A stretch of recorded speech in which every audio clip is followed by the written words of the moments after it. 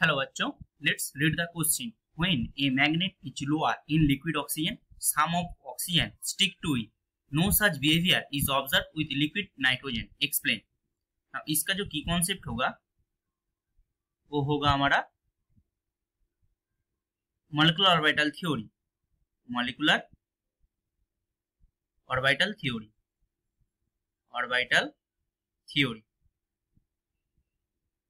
अब हम पहले ऑक्सीजन का देख लेते हैं. ऑक्सीजन का जो इलेक्ट्रॉनिक कॉन्फ़िगरेशन है वो क्या है?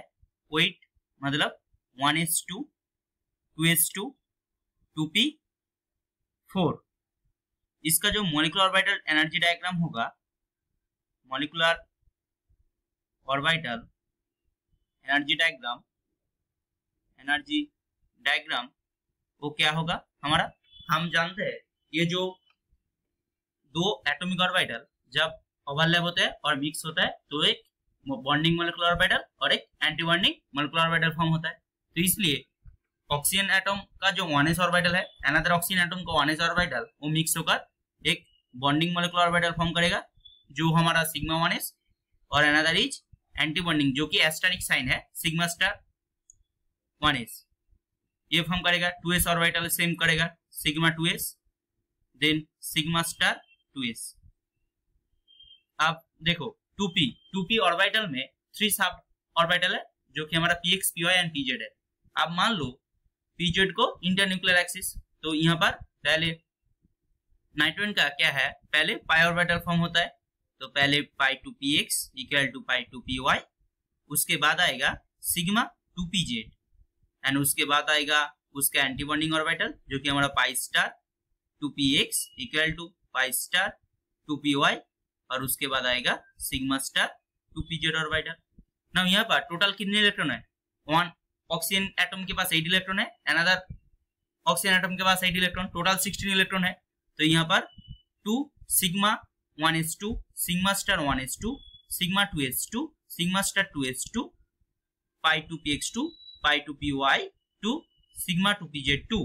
नाउ यहाँ पर 2 4 6 8 10 12 14, यहाँ पर 1 इलेक्ट्रॉन, यहाँ पर 1 इलेक्ट्रॉन ईच रहेगा, क्योंकि ये जो पाई 2px pi 2py and pi star 2px and pi star 2py ये जो बॉन्डिंग मॉलिक्यूलर ऑर्बिटल और एंटी बॉन्डिंग मॉलिक्यूलर ऑर्बिटल है ये सेम एनर्जी में रहता है, सेम एनर्जी स्टेट में रहता है. तो इसमें 1 इलेक्ट्रॉन ईच ऐड होगा. तो हम देख जो पा रहे हैं ये जो मॉलिक्यूलर ऑर्बिटल एनर्जी डायग्राम से यहाँ पर एंटी बॉन्डिंग ऑर्बिटल में 2 अनपेयर्ड इलेक्ट्रॉन प्रेजेंट है, 2 अनपेयर्ड इलेक्ट्रॉन प्रेजेंट है. अब जब किसी मॉलिक्यूल में अनपेयर्ड इलेक्ट्रॉन प्रेजेंट रहता है तो वो क्या होता है? वो पैरामैग्नेटिक होता है. पैरामैग्नेटिक होता है, वो पैरामैग्नेटिक होता है. अब तो लिक्विड ऑक्सीजन हमारा पैरामैग्नेटिक हो गया. अब मैग्नेट के सम जब हम ले जाएंगे तब वो क्या करेगा? पैरामैग्नेटिक बिहेवियर मींस वो अट्रैक्ट होगा मैग्नेट से, attract to magnet, attract to magnet. इसलिए जो लिक्विड ऑक्सीजन है वो अट्रैक्ट होता है ऑक्सीजन के बाद, अट्रैक्ट होता है टू मैग्नेट, इसलिए वो मैग्नेट के साथ स्टिक कर जाता है. बट यहाँ पर जो नाइट्रोजन है, नाइट्रोजन का 7 है इलेक्ट्रॉनिक कॉन्फ़िगरेशन, उसका क्या होगा? 1s2 2s2 2p3 होगा. नाउ इसका जो मॉलिक्यूलर ऑर्बिटल एनर्जी डायग्राम होगा, molecular orbital energy diagram, orbital energy diagram जो होगा वो क्या होगा हमारा? यहाँ पर पहले तो सिग्मा 1s होगा, उसके बाद सिग्मा स्टार 1s, उसके बाद सिग्मा 2s, उसके बाद सिग्मा स्टार 2s.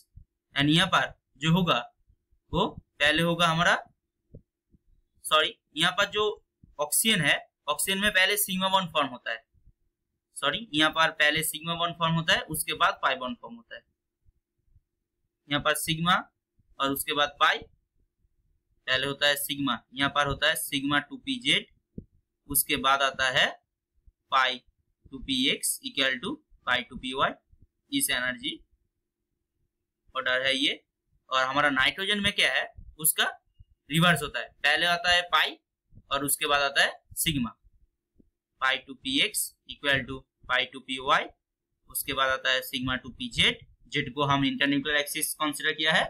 उसके बाद आता है pi star 2px equal to pi star 2py, उसके बाद आता है सिग्मा स्टार 2pz। नाउ यहाँ पर नाइट्रोजन के बाद 7 इलेक्ट्रॉन है और एक नाइट्रोजन एटम के बाद 7 इलेक्ट्रॉन है, तो टोटल 14 इलेक्ट्रॉन है। तो यहाँ पर sigma 1s2, sigma star 1s2, sigma 2s2, sigma star 2s2, पाई 2px2, पाई 2py2, सिग्मा 2pz2।